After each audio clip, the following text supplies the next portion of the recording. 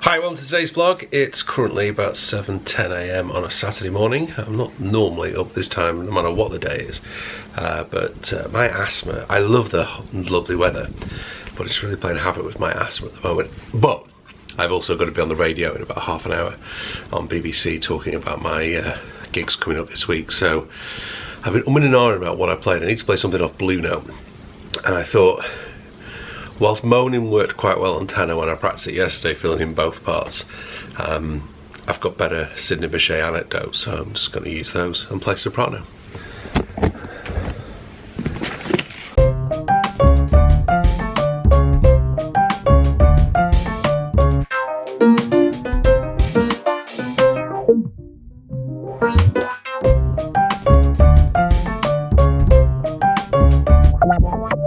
So yesterday afternoon I got a phone call from a guy called Jeff, who was the lead singer and the organiser of a Blues Brothers band that I got my first gig in, and the conversation went something along the lines of this.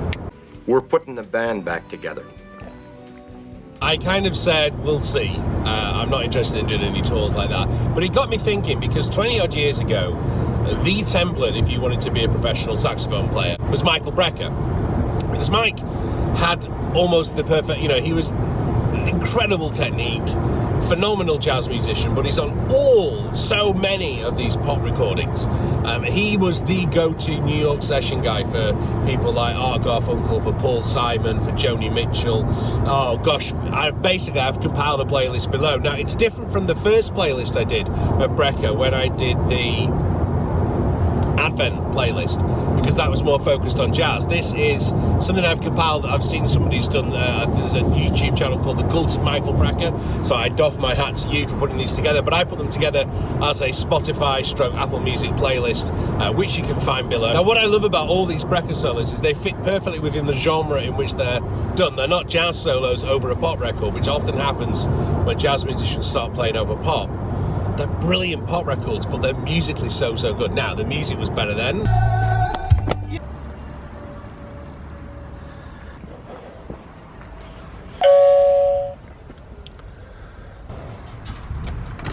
How you doing? You alright? Yeah, you right? Good to see you again, you alright? Good to see you. Come on, let's pop you through. So you can warm up in the kitchen again, I hope. Yeah. Is that right? Please do.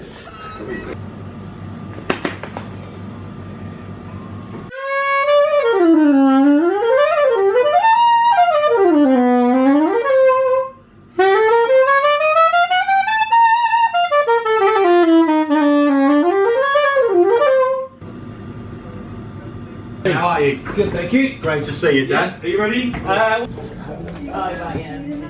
then we'll just take most of it. Gaz, first of all. Morning, Gaz. Yeah, is that all right? That one, yeah. Do you just want to give it a level, quick yeah? blast, mate, Yeah. then I can... When you're ready? Yeah, go for it.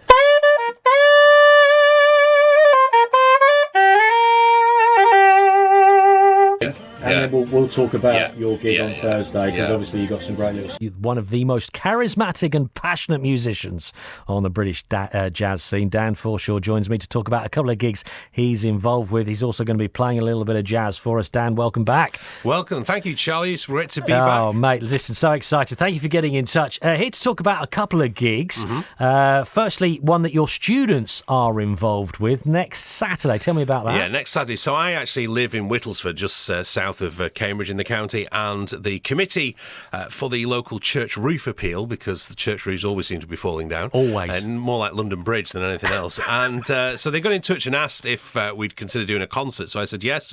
This was sort of our bottom rate fee that we'd possibly do for them. And they went, could you come back and go even lower? And I said, not really. So I said, what we could do, and one of the ideas I have a number of adult students who I teach on the saxophone through the week who are not quite good enough to sort of go out there and play and get paid professionally, but are still very, very good players. Yeah. And if they were children, they would have ample opportunities to perform in school, and these guys don't get the opportunity to do that. Main things that happen with Blue Note is, unlike a lot of the recording companies who would try and get people in during the day to record, or even at this time of the morning, Charlie, to come in and try and play jazz is quite an effort. What Blue Note realised that the best thing to do with jazz musicians was to record them after they'd played in the club. So kind of 2-3 o'clock in the morning, you know, they'd finish their set at the club, they'd go along to the recording studio where food and booze would be laid out. Always a good idea with musicians. Yes. And they would then roll the tapes. One was Summertime, which was the first hit for Blue Note by American saxophonist Sidney Bechet. And what I have in my hands here is a soprano saxophone. It's a straight saxophone. Some people think it's a clarinet that's kind of been painted gold. It's not. It's definitely a saxophone. And Sidney Bechet was a guy who really kind of pioneered the soprano saxophone. As I say, that first hit for Blue Note with Summertime. But Sidney Bechet was a kind of a different kind of guy. He kind of left New Orleans because he couldn't really cope being in Louis Armstrong's shadow. Okay. Moved to Paris and famously once challenged to shoot someone because this guy had said he played the wrong chord.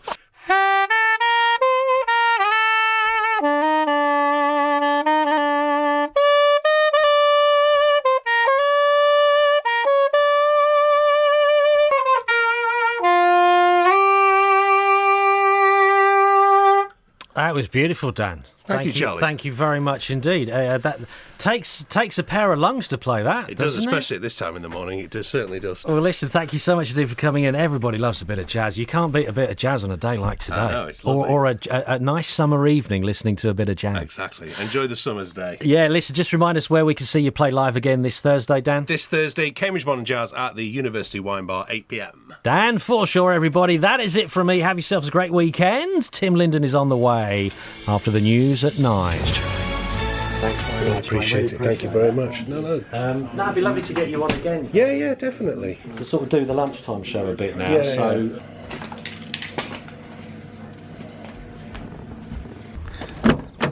I always find doing that live in the studio really difficult when you've got to work to a time. So basically, I'm more concerned about watching that clock so that I don't go over time. I think I went over time by about 20 seconds as well. That you kind of lose track of what you're trying to do musically. Anyway, I really appreciate the opportunity to do that. Hopefully that'll stick another 20 people on the door. And now, time to go home and do some teaching.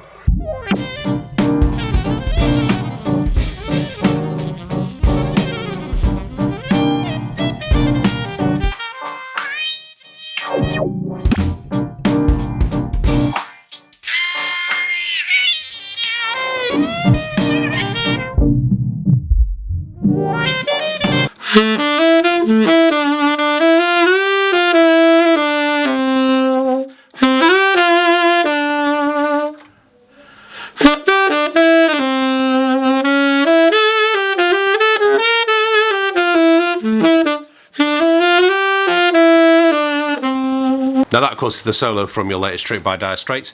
It's a great solo. It's not my favourite Brecker one, though. My favourite Brecker pop solo is actually the one he recorded with Diana Krall on Just the Way You Are live in Paris. Why?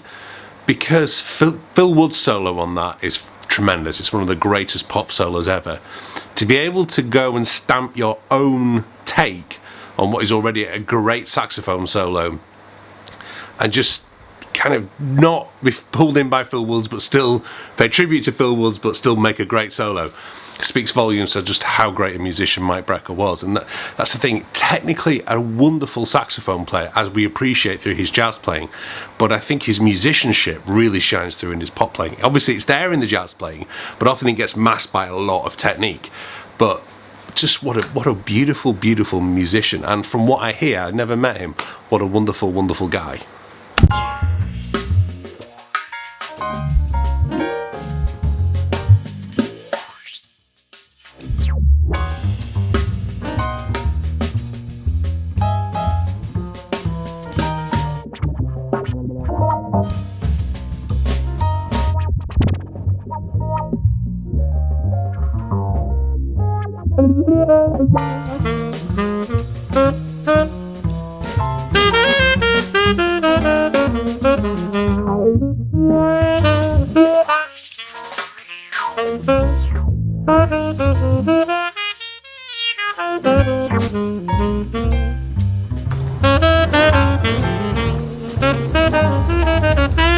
Wow.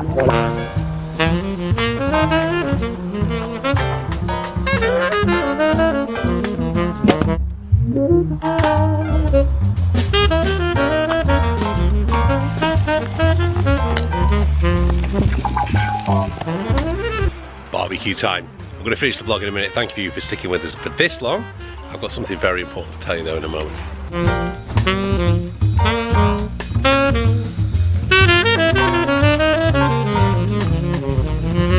The really important thing I wanted to talk to you about, gosh, I've caught the sun today, haven't I? I didn't wear a hat for most of the day. So it's definitely worth getting this book no matter what. It's transformed, and I've got to say, delving into a bit of personal information here, I got midway through the book today. I didn't get a great night's sleep last night, and I booked to see my doctor to talk about my sleep. I know I'm overweight. I need to do something. I'm trying to do something about that, eating healthier. But just kind of how important sleep is, and I need to get my sleep checked out because I'm not sleeping very well. I think partly that's asthma, but I guess, you know, some doctors will start chiming in, you know, not real doctors, but gosh, I'm looking red there. Anyway, I want to read this. This is really important, and I really want to do it in a vlog. He says, as a peer, this guy came up to Matthew Walker, who speaks... Yeah, Matthew Walker, who said about this book. He says, as a pianist, I have experienced that seems far too frequent to be chance. I would be practicing a particular piece, even late into the evening, and I cannot seem to master it. Often I make the same mistake at the same place in a particular movement. I go to bed frustrated, but when I wake up the next morning and sit back down at the piano, I can just play perfectly. And basically, practice does not make perfect. Sleep makes perfect. Rather alarmingly, according to this book, loads we need to talk about. Obviously, you've got to work on it, but it's the way our brain reorganizes everything after we've practiced is so important. And also incredibly important within that is what they term the NREM sleep, which is the sleep we tend to get in the last 2 hours of our 8-hour cycle of sleep. And how many of us don't give ourselves those full 8 hours? It's those last 2 hours we're so willing to scupper. We're so willing to stay up late at night for an extra 2 hours and get up earlier than go to bed on time or sleep right the way through. The biggest challenge I've had, and this is kind of a big notice, very quickly, before Amy was born, I would regularly gig till 3-4 o'clock in the morning, doing gigs up until that point, various different things, sometimes even 4:30, 5, really proper late night musician style. It was absolutely fine if I could get in at 4 o'clock in the morning and sleep through till midday, 1 o'clock. Not ideal, but certainly I felt okay. The moment Amy was born and she's waking at 6, 7, doesn't happen. Anyone who's got kids will tell you this. If you sleep in beyond 8, half 8, you've done very well. You never really sleep in beyond 10. It was the vlog I did about all those gigs in a certain number of days. There was no family here. I slept until 10 past 10 and my body was just able to sleep with what it needed. I'm going to do more vlogs on this, but get this book if you can. I'll link to it below. Thank you very much for watching. I realise today's been a very long vlog. It's been a very long day. I'm off now to hopefully watch Spurs win. I'm not a Spurs fan. I just don't want Liverpool to win. Sorry if I lose any followers with that. Check out my last vlog here. This is what I was up to some point 3 years ago. We'll go for. Hit the subscribe button. I will see you later this week. I've got Donald Trump on Monday. Bye-bye.